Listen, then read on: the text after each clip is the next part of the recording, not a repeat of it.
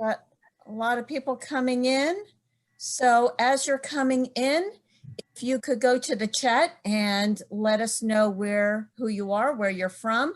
You change it to all panelists and attendees. Otherwise, it will only come to myself and Kelly. West Virginia, look at that. Frederick, Maryland. Good morning. Frederick, Maryland. Salisbury. I never heard of that. From New Jersey, look at all these. Look at that. That's awesome. Yeah, got a nice representation. Exactly. Yay, Virginia. I'm in Falls Church, Virginia. Cumberland, look at all this. This is amazing. This is pretty cool. Ooh, hi, Sherry. Okay, so Rita, if you happen to have any technical difficulties or you're having some difficulties, just go ahead. You can send it to just all panelists and I'll get it and I'll try and help you through. Just want to let you know that we will be sending out proof of participation. I'll be sending that link at the very end and you'll just have to fill that out once for all the sessions that you attended and you will get proof of that participation all in one document. But please, we just ask that you give us about a week for us, at least a week for us to process those. I'm going to go ahead and I am going to launch a poll so that we know the different roles that are being represented here. So if you could go ahead and indicate your role, that would be great.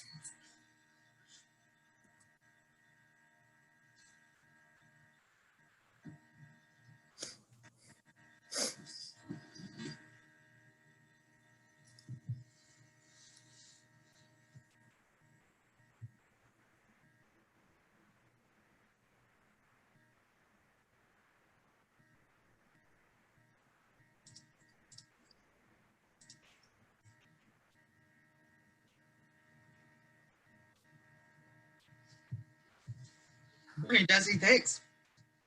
Okay, so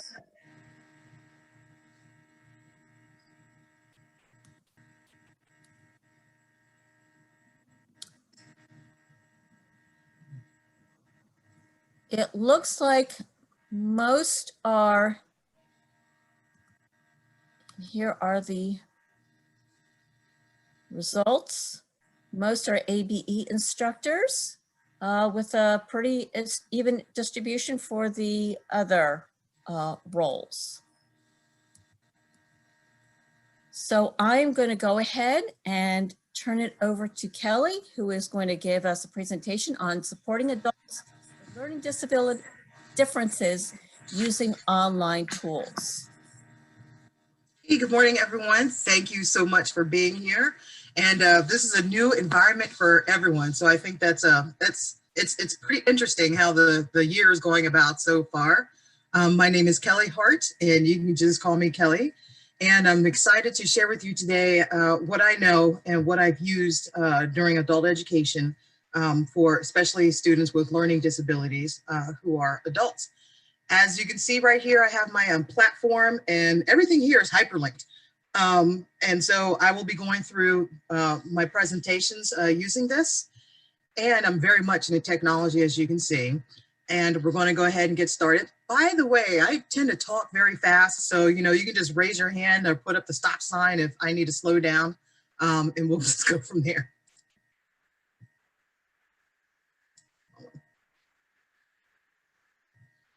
Okay, so let's see. Let me go to my welcome here. Already having that technical difficulty. Oh, wait.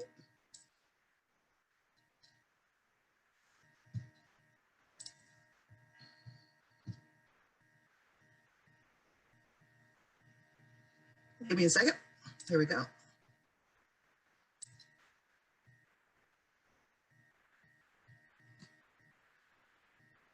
And hold on a second. Maybe this is it.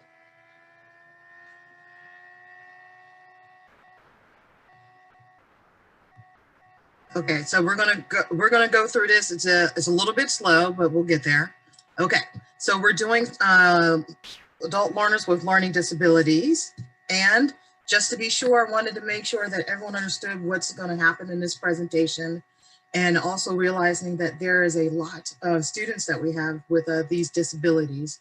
And so I'll concentrate on two platforms that you can use, but there are a lot more. And if there's time at the end of this hour, we'll go through a few more of those that will be helpful for you. And here I also, I don't have my chat open, so if you could monitor the chat, that'd be great, so I can see this full page. So a couple of the agenda items: understanding what adult learning disabilities are, how the learning effects of dyslexia and dyscalculia, using the Socrative app, that's the first one I'll show you, for differentiation in your lesson planning, using the Cami app for inclusion, and I'll also be demonstrating both of these apps live with you so that you can see it instead of just having to read everything from the PowerPoint presentation. And like I said, we'll be taking a quick look at additional resources if we have time for that. And let's see.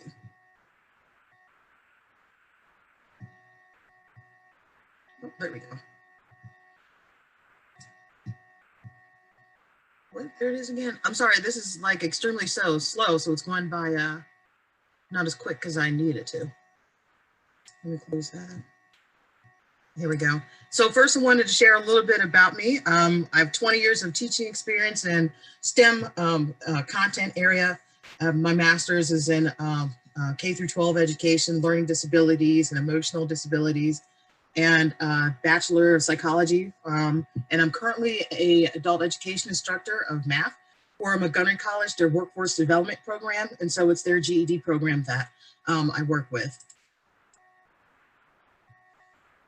Here, I also run my own tutoring service called Heart to Heart. The last name is Hart, H-A-R-D-T. And so personally tutoring service, and I just work completely with adults. And I've started that a few years ago because I felt that the need was a very great need. And I also a nationally recognized teacher. I won a national teaching award. The award that's only given to 5 educators across the country. So I'm very proud about that, especially because the most significant thing about me is that I received a GED at Job Corps in 1994. That I know that kind of probably tells you about how old I am, but we're just not going to go there. So, and this picture right here also relates because, and that's me, Kelly gets a GED diploma. Once I received that national teaching award, it blew up. And so I was always contacted by media and things like that. And I thought it was a very grateful experience for me to get my story out there, and how I ended up leaving regular K through 12 education, actually high school, I'm just gonna keep it real, and ended up at the Job Corps Center. And then I decided to go in education myself once I realized that I could do it. And also what happened, PBS, you know, Public Broadcasting System, had contacted me after I won this national award and decided to, they wanted to place me in a special called Dropping Back In. And it went public to all adult education PBS channels and programming. And it was a series about myself and other adults who had dropped out for some reason or another in public education, K through 12, and how they managed to drop back into education and making a difference in the community when it comes to education. So, and then the segment they did on my life went so well that they decided to turn my story into a coloring book. And so they designed a coloring book, and you know, they give it out across the country still free, and communities that are serving adult education needs as a motivational story. And also the reason why it's a coloring book, which I think is so neat, because it's a very strange conversation when you get, hey, can we turn your life from coloring book? You know, thank you guys. I see the comments, and I'm like, why a coloring book? You know, it's a little bit surreal. And this is the great part about it, is because they wanted to put the coloring book on a 5th grade level so that adults who struggle with reading, especially dyslexia, which we're about to talk about, can read it to their own children. And so, of course, when I got my, the coloring book came out, they mailed me hundreds of them, and I toured the country speaking and doing coloring book signing and everything like that. And it was amazing to see my own daughter coloring herself with me and my husband in a coloring book, you know, with President Obama in that coloring book too. So later on, I can show you where that is. It's all online still and everything. And this is what it looks like, the whole Dropping Back In series. And this presentation can be printed, and I think it can go out to everybody, but there's a little bit, Lily, that shows the PBS special. So now we're going to, now you know where my passion comes from, because I'm very passionate about, you know, what I do because of where I come from. By the way, all those Germantown, Maryland peeps, it was Seneca Valley High School that kicked me out, which is did in Germantown, Maryland. I still got love for my own stopping grounds though. So adult learning differences. So here we go. And I'm sure you've heard about, you know, adult or learning differences, or sometimes called learning disabilities. We moved over to calling it learning differences because it's not a disability. It's just a difference on how we learn. And so you'll see me interchange both words back and forth, the disability and learning differences, but I'm talking about the same thing. So usually with adult learning disabilities, you know, the learning disabilities difference affects how adults communicate, especially when it comes to reading and writing, two main disabilities that we're going to get into. And they become adults with learning disabilities because of possibly being underdiagnosed or not diagnosed at all from K through 12 education. And so they, you know, they become adults with these disabilities, most of them not realizing that they may have a disability, and end up dropping out of school for one reason or another. But this is a big factor that's due to that.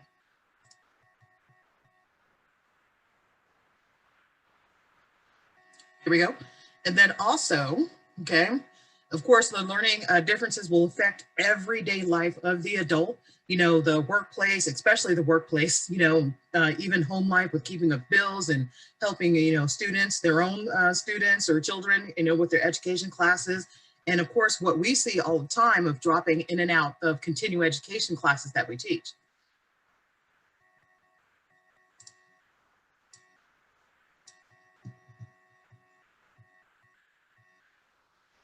I see you. I am familiar with Craig Boykin. Thank you.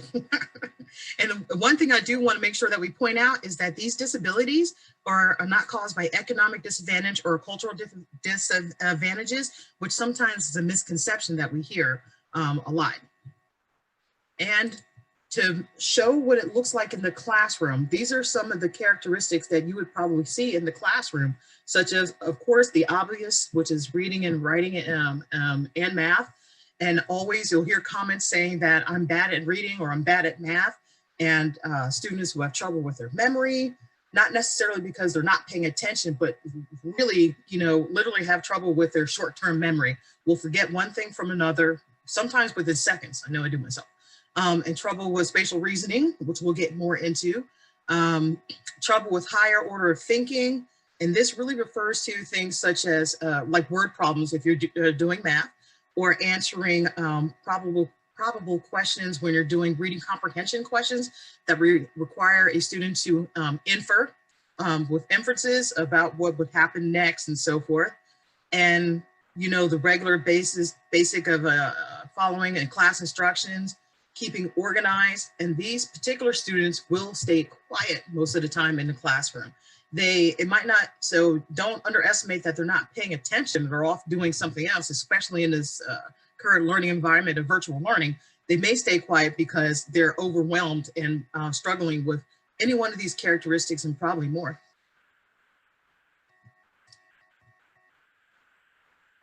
So there are three main learning differences that we see in adults. One is dysgraphia, and that's with writing. And then, so this is rooted in the difficulty of automatic letter retrieving. This is not dyslexia, it's with the writing. Dyslexia, of course, you know, is part of, you know, the reading component of a learning difference.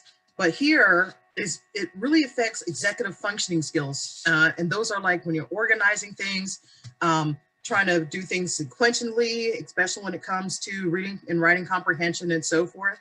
And actually writing. Letters might become very sloppy, illegible handwriting.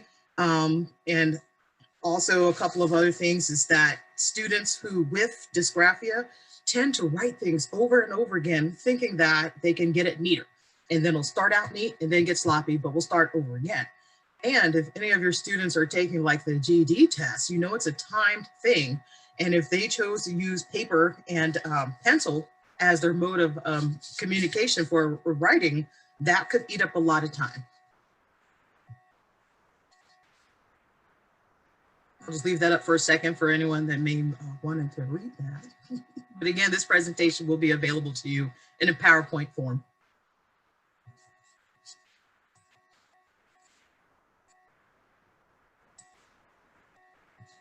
Thank you, MJ. Yeah, wanted to make sure, because again, I'm going through broadly the presentation so we can get right into it so you can see the couple of resources that I think might help you very much so and make your life easier, especially when it comes to education and teaching online, not only just for the learning different students, but all the students that you may have that you're working with. The most common that we know is dyslexia, of course, and it's more than seeing letters appearing backwards and upside down. It affects word recognition. So if you have students that stumble over words that you think they should know, even small words like the word it and or but, they will stumble over those again and again. And they'll say, excuse me, I didn't see that, or comments just like that, because they're used to stumbling over it and may not realize why that they're stumbling over it. And of course, with the decoding and spelling, of course, is an issue. And I have one sentence in here twice, so we'll ignore that. And then also with orthographic processing, and this refers to connecting letters and letter combinations, which makes it very difficult to form words. And then words that are fluent with each other when it comes to sentence comparison. I lost my view, hold on a second.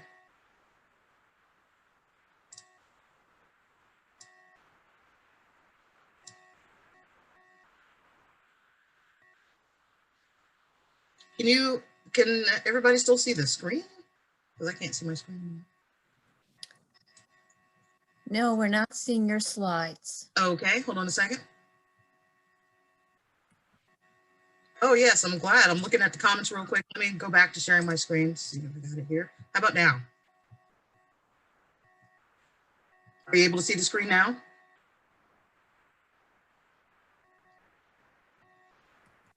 Yes, that's good. Okay, good, thank you. Okay, good. Thank you guys for the feedback. So again, going back to the reading skills, of course, and reading comprehension when it comes to dyslexia. This will surface in the class as slow processing. Again, those might be the students that stay quiet because they're behind you, still processing what was just done or what was just said.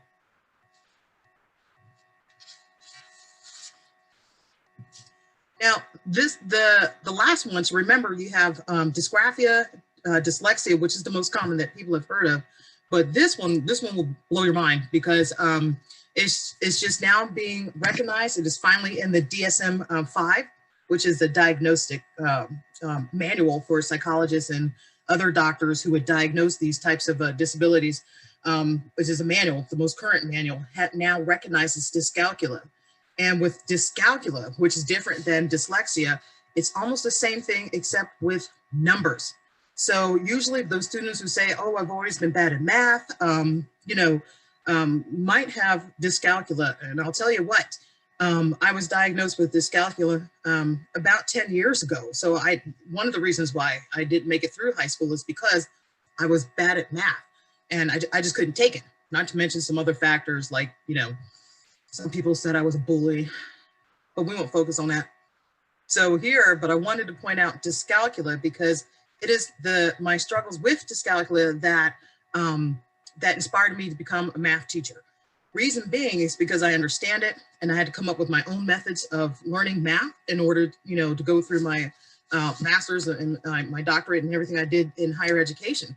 And because I couldn't figure out what was going on. So I want you to be aware of some of the characteristics. So it would be fundamental weakness with basic number sense. And these are adults who still may have to count on their fingers because they do it non-verbally.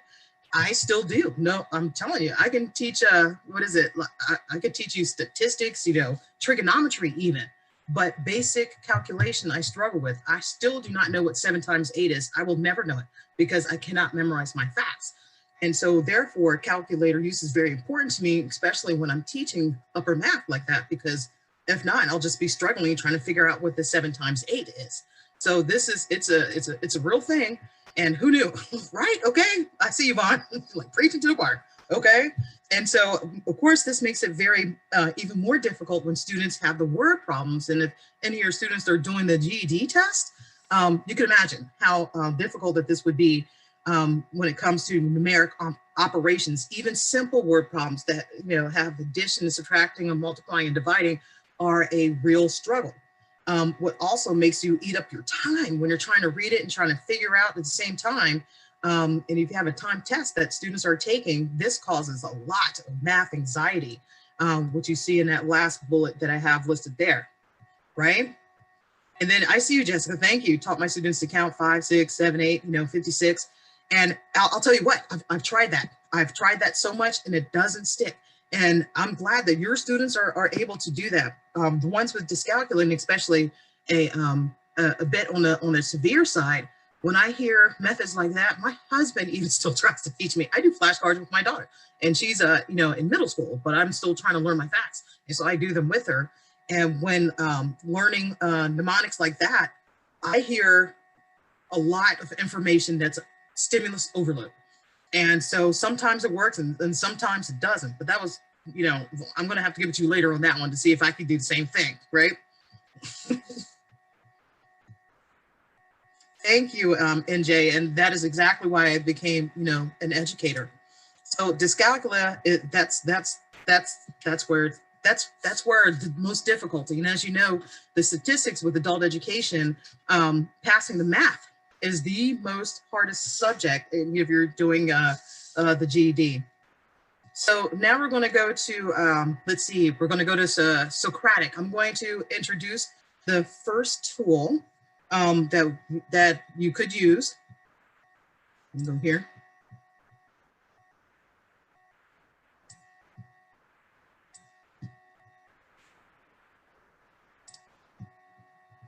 Give it a second to load.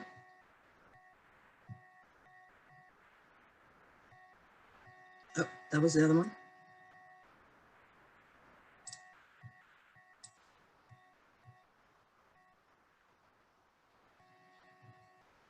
Thank you guys for being patient.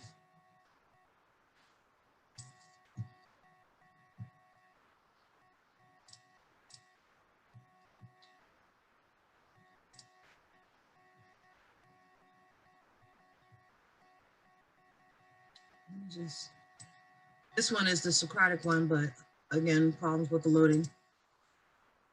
Yeah. Let me try it again.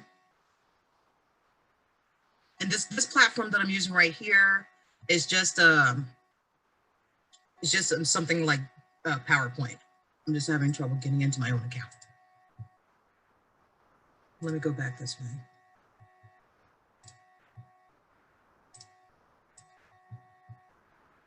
Yeah, this platform is called Amaze, and it's like PowerPoint, except to the 100 times more into the technology part of it.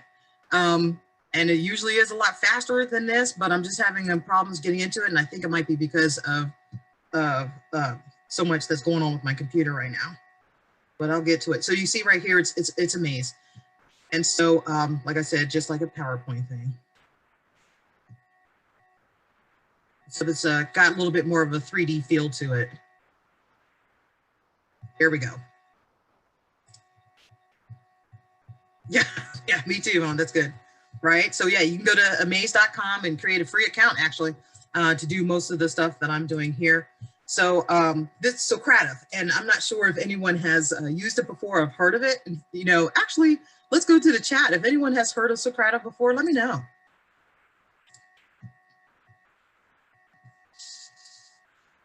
Hey, I see responses. Right. Good. And then I see you, family. Good. Okay. Oh, this is going to be awesome. So with Socrative, it's like I don't even want to say it's like polling and like breakout rooms that you can do with Zoom, because it's much better than Zoom, and it can also focus with the students with learning differences. And it can be a platform that doesn't look like it's K through 12. You're not going to find, little cartoons written all over everything or anything like that. And it's completely web-based. So with Socrative, let's see. And then I have my little newspaper, writing in here, which is actually, information that gets to you, but I'm not going to focus on the stuff that's right here. I'll focus it more on, as I go through the slides, the benefits of Socrative from the student point of view and from the educator point of view.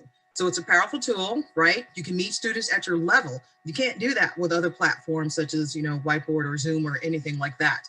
And you can't adjust accordingly for differentiation. Oh, sure, no problem, Jill, thank you.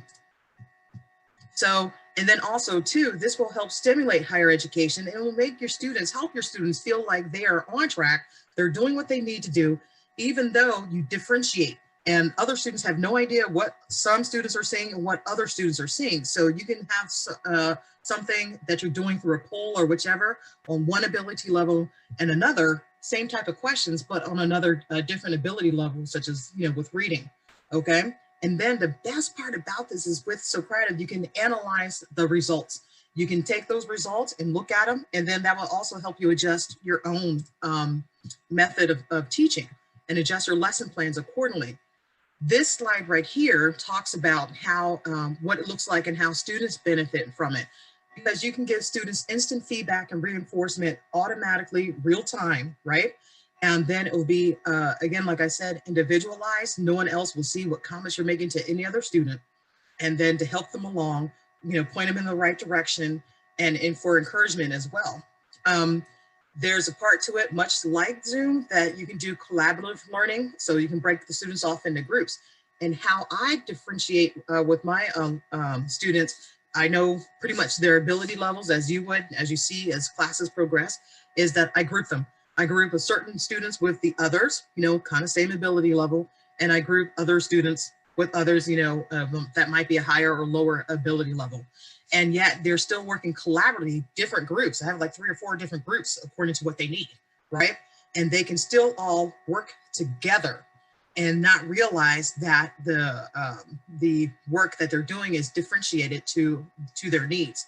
And one of the best features about Socrative is that it's student anonymous. And so you can have students type in the real name, or you can have students not type a name in at all. And usually what I do with my students, I have them type in a cartoon character, name, or I can assign them a name or a color or anything else like that. Or, Socrative will automatically assign them a number for you to make sure that you know which student is who, but students don't see actual names.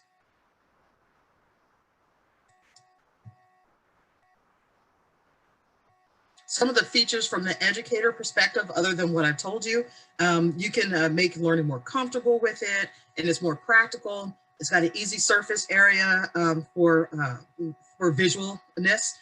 Also, something else that students with learning differences struggle with is how everything could be overstimulating. Grouping students has worked well in my class. That's good, thank you.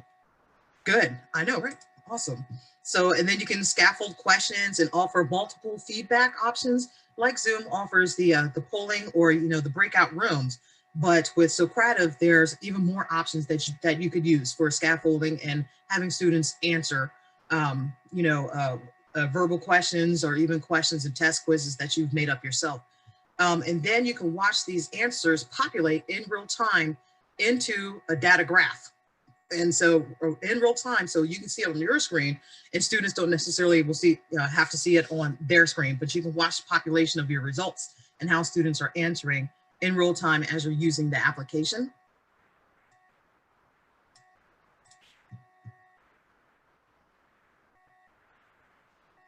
And then you can see where students are missing concepts when you're able to do that, and you again adjust your instruction accordingly.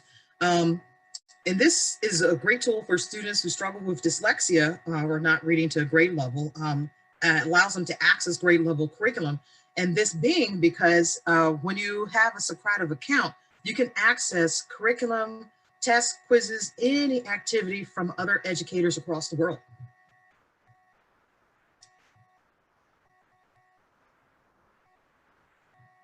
a little bit more, you can launch 20 activities at one time. So again, you can, almost like a breakout room, you can do, you know, an activity in this room that can be completely unrelated to what you have another room that's doing. And you can view the multiple rooms at the same time and answer student questions that are in the rooms.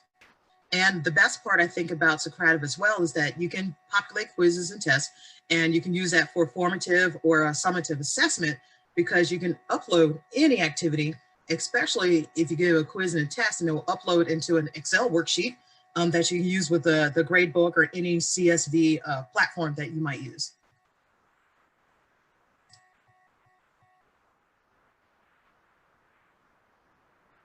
I use both. So the question was Socrative, the one K through 12 and higher education. I use both the free feature version of it, because there's a course with every program that you have that's web-based. You have a free version of it. There's a free version of Socrative, and there is a you know, a paid version of Socrative. And it's really not that expensive per year. Can't remember what I pay, but you can go to the Socrative website to find that information. And the free version, thank you, Marsha. The free version, you can do most of the things I'm going to show you with the free version also. So if I were you, and if you want to check out Socrative, go check out the free version first. And then there's a comparison list of what the free version will do compared to the K through 12 version or the higher education version. I like the look of the higher education one. They all look similar. The higher education one, I can do things that's less on a, what I would say, a kiddie looking level. And so I tend to use that one a lot. I even use Socrative when in meetings like this. And so I know I'm working with all adults and not necessarily people that I'm teaching. Yes, Vaughn, they can use them from a cell phone, and so can you. Okay, so we're gonna go ahead and get engaged with this one, okay? So we'll start with Socrative, and here we go. I'm going to need a couple of volunteers, maybe 5 people, especially if you have 2 devices at one time, to where you can see what I'm saying and hear what I'm saying, and then go through Socrative using your phone. Or if you're able to toggle through, you know, just using your phone or your device by, you know, having setting up another page, or through your phone, if you can set up multiple, you know, browser pages. So I'm going to ask a few people to enter my Socrative classroom with me, right? And the first thing that you're going to do is just Google or Safari or whatever it is that you have, student, Socrative student login, and then you will see this, and that's where we will go. Oh, look at that. Thank you, Rachel. Thank you, thank you. Okay, Vaughn, go into the classroom. You're going to go Google just Socrative student login, either your phone or whatever, tablet, computer, whichever, just as long as you don't lose the page where we are right now. Okay, and then for those who are with me, when you click the student login, right, it's going to ask for the room name. I have 20 different rooms, but the room we're going to use today is called Heart to Heart. Get it? Heart to Heart. Okay. And then it may ask your name. You can just pick, just use any name that you want. You don't have to use your own name.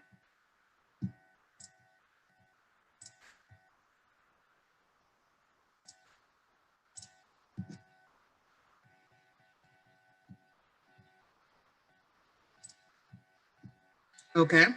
And then, ooh, look at that. I see 6 people and everyone can still see my screen, right? Now I have 10 people who are in the room with me. I just need to make sure my screen is still up. Everybody can see my Yes, we can still see your screen. Yay, thank you. Okay, so we've got 10 people in. You're more welcome to join in at any time, actually. And so this is what Socrative looks like from the teacher point of view. Those who are in the room, if you're looking at your device, it probably has multiple choice or something in it right now. And what I'm about to do is reset your phone to a short answer screen.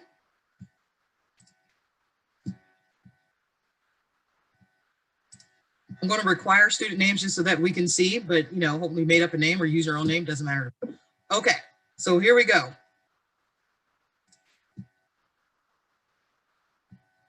My quick question here. Okay, so with here, I'm going to start to vote. Come on. Something about 2 students, what? Right, hold on a second.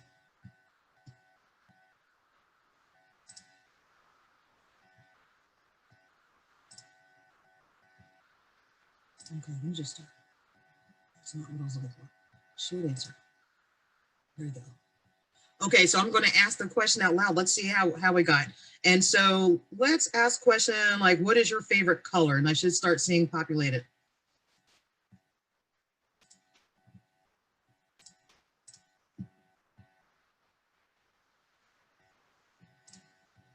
And launch. Does anyone see a blank screen with them? Please answer verbally. You should see a blank screen. I don't know why I'm not getting it. Oh, I don't have any students in the room. Right now, it shows a screen that says quick question 2020-12-. Okay, so you had exactly what I have in this, Ellen, what I had on my screen. Hold on a sec, technical difficulty. All right, now I see my 11 people. And you have an option to answer. Right, I see you submitted answers. Here we go. Okay, 8 out of 13. Okay. Names. There we go. And here it is. And as you can see, I've got anonymous names going on here, so you can't see them because I have them hidden. And then we have favorite questions that are right here. Oh, good. Thank you. So this is what it will look like from the teacher perspective. And you can also turn it on to, you've got more answers that are populating. So I have 11 out of 14 students who have already answered, right? And then I know, run a rainbow that we got going on. And so you can also make it that where students can see your screen as well. And so they can see what their classmates are answering too. And I can also hide the answers. When I hide the answers, I can only see them. And I can start another vote if I wanted to. Another way that you can use Socrative is by multiple choice questions. And you can have, I can do them verbally like I'm doing right now, or you can do them by creating a polling in which the question would pop up on a screen and pop up also on the on your device. Technical difficulty. I typed in heart to heart, but it didn't take. Okay.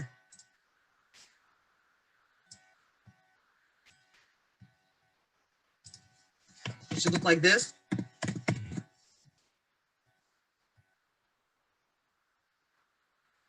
Oh, thank you, Marcia. And it will automatically populate in capital letters for you.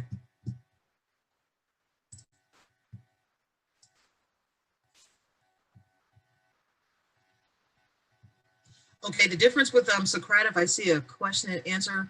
The difference with Socrative is that, especially with Kahoot or WordWall, it's a little similar to WordWall, but it's got different options of how you can interact with students and how you can group them and how you can do additional activities that I'll go through as well. With Kahoot, it's not so much live interaction, and you can't stop students once they get started with something, and then you have to wait to interact with them.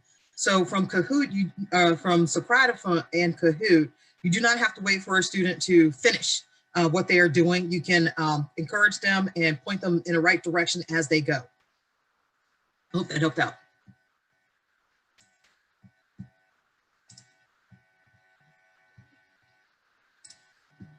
Get myself out of my own room. 16 students with me. Here we go. And so as you can see, again, you can populate questions that'll show up automatically on the screen.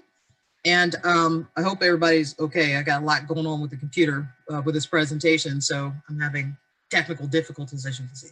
And then, or I can verbally ask questions. So I could say, let's do, okay, I can't annotate, that's all right.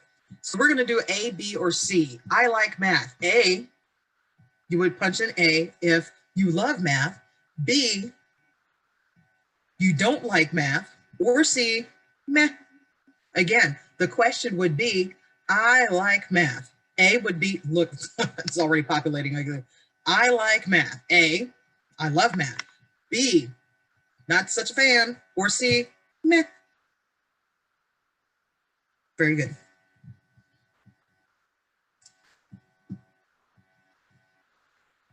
I do. So Rachel, I do avoid typing sometimes to accommodate for learning differences. And so when I do type out my questions and answers, in which they will populate, like I said, on their own in the device, or it shows up on the screen, that's when I have them grouped. Because remember, I can have more than 20 questions at a time. So 20 rooms active at a time. And so I would do it that way. So there's the other way. And then you can do the same thing with true or false questions. Again, true or false. And I'll go through one. You would see it if I populated it to see it through your phone, but right now I'm just doing verbal questions. So different ways that you can do verbal questions. In fact, let's see. I can populate one on your phone that I've already created. These are different activities and tests that I've already created through years of teaching.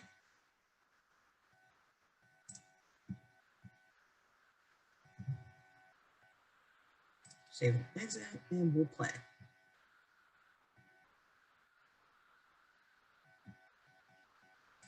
Okay. Let me know if someone can see the questions populate on their screen. Or not yet. Oh, good. Whoops, I probably just kicked you out. And you should see them populate on your screen one by one. Let me clarify. Okay, so let me clarify. You should see it pop on your screen one by one. Not the entire thing like you just saw. You just saw the teacher point of view. Let me do it this way. And then see here, I'm populating the task where I can give the instant feedback, right? Open navigation, which means that students can choose, pick and choose what questions they want to answer. I can shuffle the questions myself, right? And then I can either put it teacher pace, which means it forces them to go to the next question on their own, or according to my pace. And then I can also show final scores when I'm done, which help load your answers into an Excel spreadsheet that you can incorporate into your grade book or whichever it is that you're starting. Here we go. So now I have is what it looks like through my view. And these are, you do not have to actually work the math problems that you see on your screen. So what's happening right now is the students who are with me in my room, their questions are populating on their own screen, and it's self-paced. So you can just type in anything for these, because I'm only going to spend a few more minutes with this. Look at that, someone's actually answering the correct answer. Negative 52. And as you can see here, there's 6 questions here. And then so students can skip around. Yes, you can share whatever you populate. I had a question, Rachel, thanks. And she says, I think you may have mentioned this, but you can share these with other teachers to use, right? Do they have a shared or public library? Yes, there is a platform when you go into Socrative and you get your membership, and there's a platform in which you can grab content, work, quizzes, activities from other teachers across the country. No clue. Very good, very good. And so, again, I can hide the names if I wanted to. I can hide the responses if I wanted to, but you can still see who's answering what.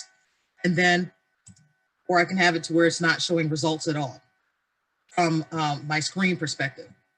If you do the split screen, you can see both. And then again, when you show the responses, I'm gonna finish it. I'm gonna pretend everybody has finished, right? And then when I hit the finish button, it'll show a population in which you can now export this into a Excel document, like I'm saying, like I was saying, the results. Okay, you see the export button that's right here. The last other thing I wanted to touch base on real quick is a space race. And this is, we'll do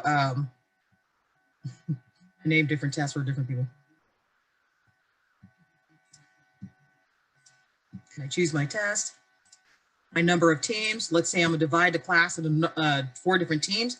And if I were differentiating, this would be a whole class thing, but if I was differentiating, then it would be different pages, different rooms that are opening up. And I'm just going to show you what it looks like. As you can see here, and what happens to the student screen is that they are automatically put into a color. And then as students progress, and no one knows who's in whose group, as students progress, you'll see the space race, and you can change the icon to something a little more sophisticated. A space race go across the screen, and you can see which color finishes first. This is all live engagement.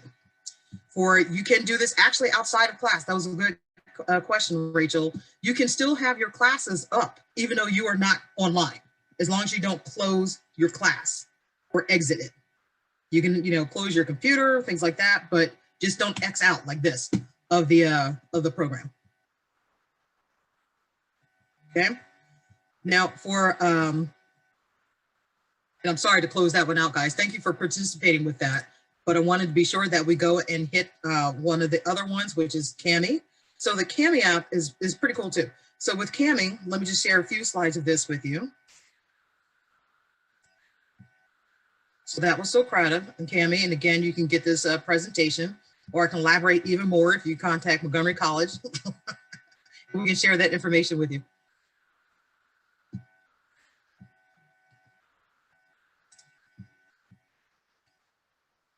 The Kami app will be pretty quick to demonstrate, but I did want to point out a few of the things with Kami. It is an annotative platform presentation in which you can manipulate a PDF, if you will.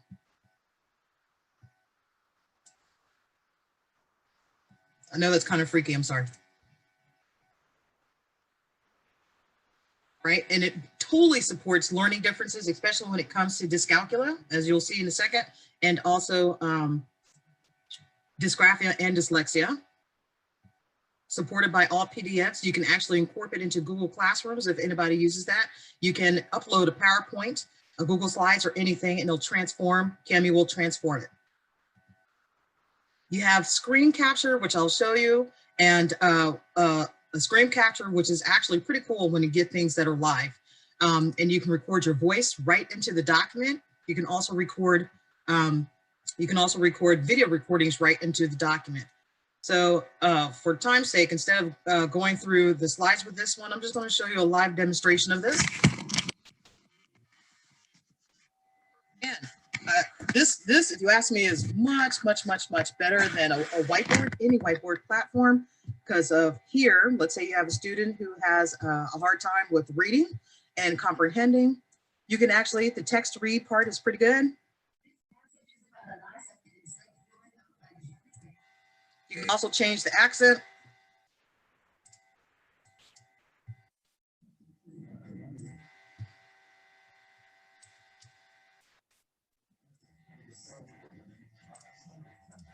And then if you look here, you can actually change the language. So Kami has 18, I think, different languages in which it can read it back to students.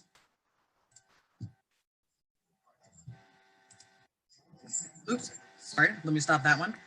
One of the key features about Kami that I like is that, of course, it's way easier to write on. As you can see, I'm doing it just like that. And I don't have to use a pad, that's on my computer top and having difficulties aligning where you're writing as opposed to writing on the pad. So it's very intuitive that way. And I use a stylus. But you don't have to use a stylus. You can use your, mouse or anything, whatever it is that you write with. Also, for students, let's say, who are having difficulty with the dysgraphia, right? You can answer. They can answer verbally, and it implements.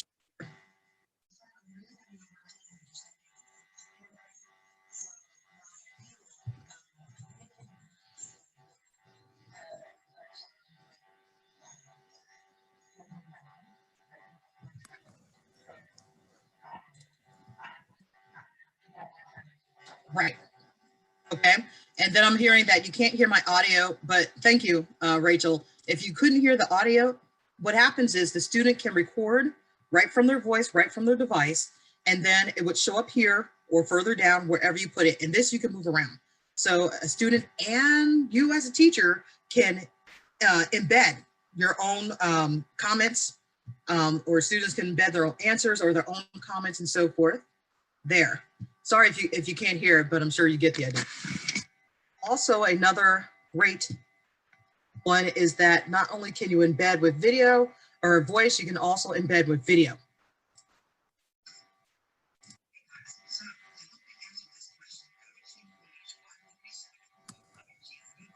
Thank you, Rachel. As you can see.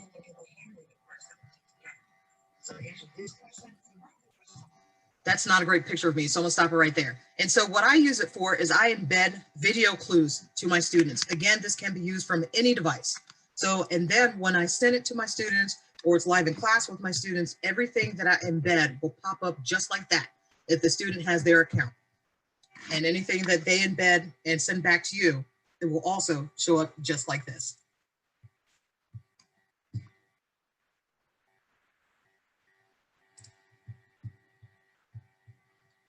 Yes, there is. Thank you, Lynn. There is a free version of this too. And with the free version, it works like this. That's a good question. Thank you so much for asking. They will give you 90 days completely free of every feature that there is. 90 days for free. And then you can purchase. The one I use Cami, but I never know. I use the free version. I know, right? So Vaughn, it's got the same free version stuff. So for 90 days. And then I purchase a single account, which means I'm not attached to a school or anything like that. And I pay $100 a year. So I still think that's a great deal because I can use this for any content area, right? And my students can interact with me better, especially the ones with the learning difficulties as what we're learning right now. Let me highlight a few of the other features too. And if people are able to get their school to purchase a pack, you know, it's a lot cheaper that way, and schools can, or organizations or wherever we come from doing our adult education jobs, can also purchase in bundles. Okay, so this is where you would do the embedding of the video and the audio for the example I just gave you.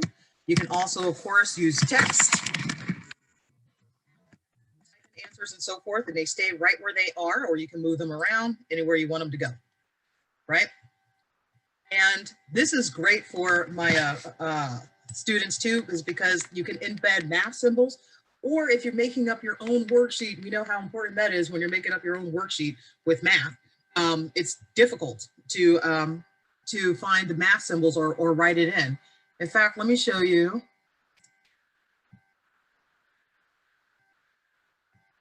Thank you.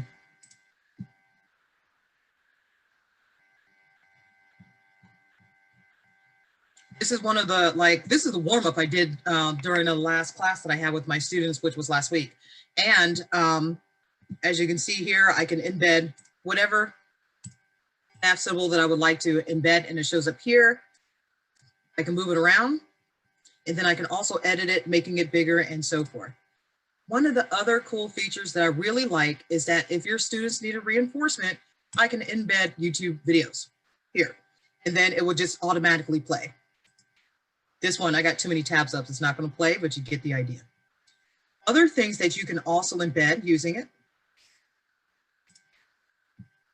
Anything from your Google Drive, anything from a Google image search, any YouTube channel, you can also embed in these in order to provide additional resources to your student.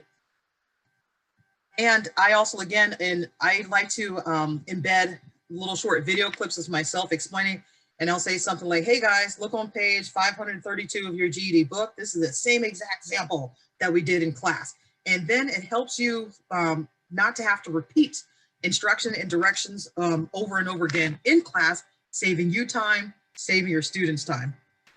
Okay, and it also will read, math equations too. So when you hit the speech to text, it also reads these, the math equations as well. All that, we'll go there then. You can embed shapes. And I went through on how you can embed this. Yeah, all the medias that you can embed. I don't suggest using the stickers, they're kind of kiddish. But also let's take a look down here for a second because I wanted to share.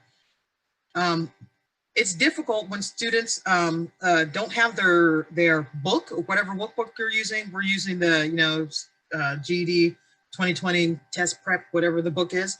And so the first couple of weeks of class, you kind of tend to lose valuable time. And so what I'll do is I'll take a picture with my phone and then send that picture to myself as an email and embed it right into the worksheet that I'm using, right? And of course, I can do all this to it or embed the other features that I've showed you. Thank you. You can also add additional sheets. I can add blank sheet, or can I add a lined sheet, however many that I would like. Just like that. And so if you're making your own worksheet using Cami, you can make your own worksheet using this or adding text and things just like that.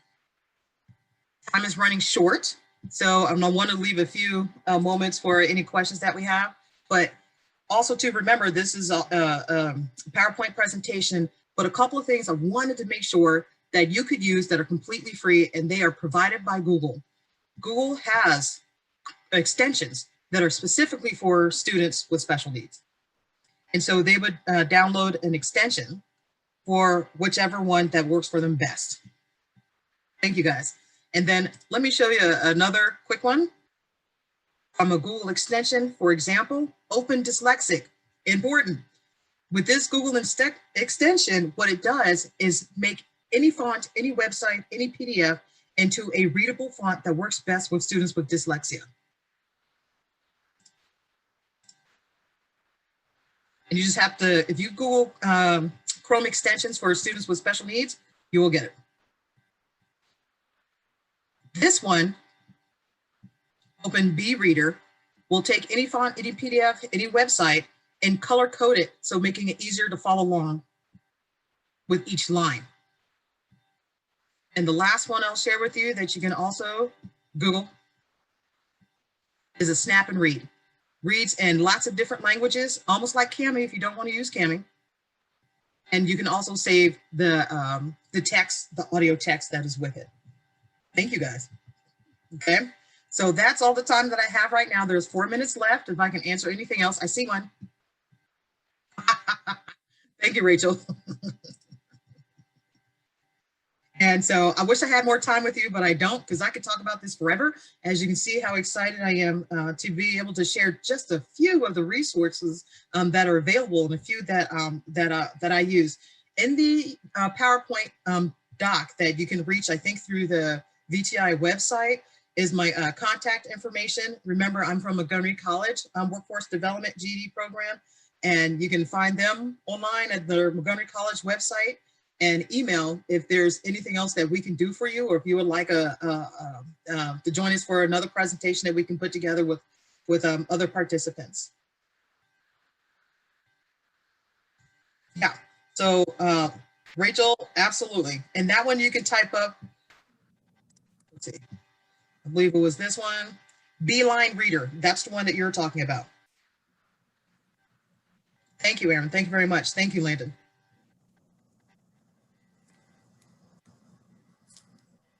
Yes, you can amaze with Zoom.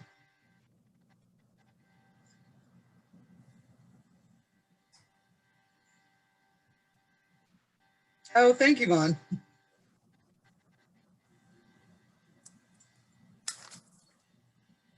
Right? Okay, I'm with you, Rachel. Thank you, Dawn. Thank you very much.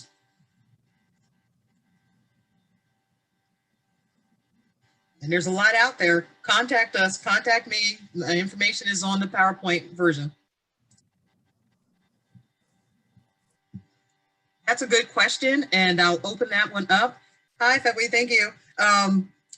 The question is where do we find the recording to the presentation? I'm not sure, but I'm sure someone can answer that right now. Thank you, Marsha. Thank you. Ooh, look, a feedback survey. Yay.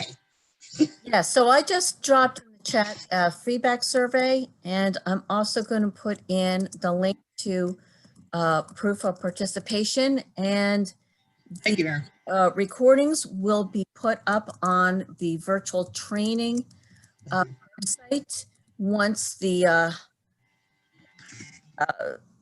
institute is finished. It'll take us a little bit of time to get that all organized and put up, but it will be available to you. So Kelly, I want to thank you so much for this incredible presentation. You did a great job. Lots of really useful information that our participants can start using, tomorrow. So Yes. thank you very much. I really appreciate your time and your sharing your expertise with us. Thank you so much. I enjoyed it and hope to see you guys again next year. Okay, thank you. Have a good one. Bye-bye.